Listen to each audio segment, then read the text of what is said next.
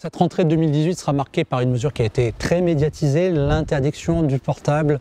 à l'école et au collège. Une loi a été votée cet été au Parlement pour interdire ces appareils. Alors à vrai dire, il n'est pas tout à fait certain que ce texte change le cours de la vie des établissements, puisque en primaire, la question du portable ne se pose pas quasiment, et puis en collège, beaucoup d'établissements ont déjà banni ces appareils.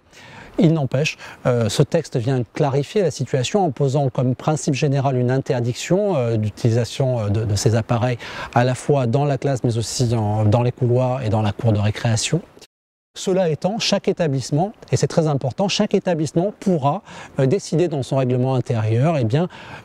d'autoriser l'usage des téléphones portables dans un but très précis. Je pense notamment à des établissements qui ne se seraient pas équipés massivement d'ordinateurs et de tablettes et qui pourront demander aux élèves d'utiliser ces outils à des fins pédagogiques, en cours de français par exemple, pour chercher une définition, en cours de langue, on va s'enregistrer pour travailler son accent, ou bien même en cours de sport, se filmer pour analyser les gestes. Voilà, on sait que le numérique éducatif est en train de monter en puissance avec beaucoup de potentialités, et il aurait été dommage de se priver de ces outils qu'aujourd'hui la plupart des collégiens ont à portée de main.